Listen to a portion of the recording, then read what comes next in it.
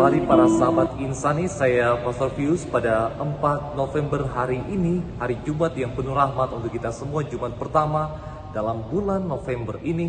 Kita bersama-sama untuk bermenung tentang sukacita yang Tuhan berikan kepada kita sebagai orang-orang yang terberkati, dikaruniai kecerdasan, pikiran, dan membawa kita untuk semakin maju dalam kehidupan ini.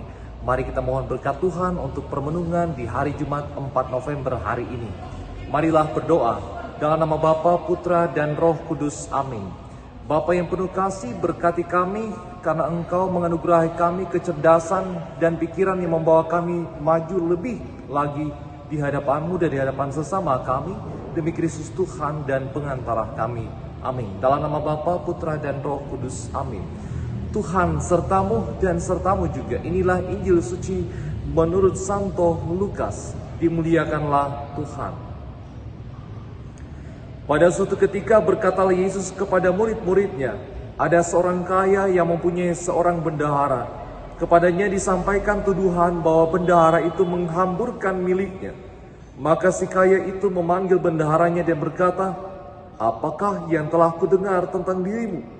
Berilah pertanggungjawaban atas urusanmu, sebab engkau tidak boleh bekerja sebagai bendahara lagi." Berkatalah bendahara itu dalam hatinya, "Apakah yang harus kuperbuat? Tuanku memecat aku dari jabatanku, mencangkul aku tidak dapat, mengemis aku malu. Aku tahu apa yang akan kuperbuat, supaya apabila aku dipecat dari jabatanku sebagai bendahara, ada orang yang mau menampung aku di rumah mereka." Lalu ia memanggil satu demi satu orang yang berutang kepada tuannya. Berkatalah ia kepada yang pertama, "Berapa besar utangmu pada tuanku?" Jawab orang itu, 100 tempayan minyak. Lalu kata bendahara itu, "Inilah surat utangmu, duduklah dan buatlah surat utang lain sekarang juga 50 tempayan." Kemudian ia berkata kepada orang lain, "Dan saudara, berapa utangmu?" Jawab orang itu, 100 pikul gandum.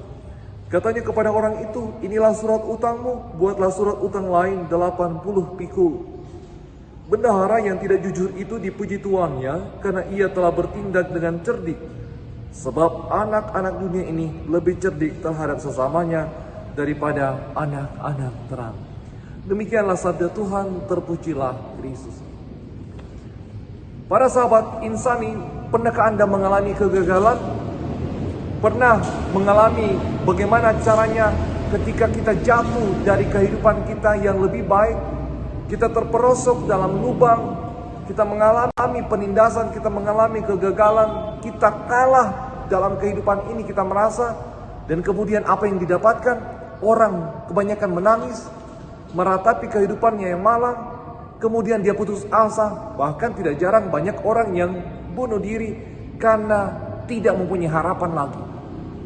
Injil hari ini menegaskan kepada kita, terutama pada peringatan Santo Carolus Borromeus ini, Tuhan memberikan kita kecerdasan, pikiran, kecemerlangan untuk berpikir lebih lagi, bukan menangisi, meratapi kegagalan kita, tetapi kemudian kita melihat apa yang kita bisa buat, mengeksplorasi, mengembangkan, menumbuhkan harapan dalam diri kita bahwa ada sesuatu yang bisa kita gali lebih lagi.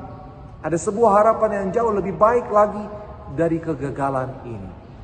Kecerdasan bendahara ini dipuji oleh Tuhan karena ia mampu mengeksplor, ia mampu keluar dari kesulitannya, ia mampu menggunakan kecerdasannya untuk mengatakan ada jalan keluar ketika ada kegagalan, ada jalan keluar, ada solusi yang didapatkan ketika mengalami kegagalan.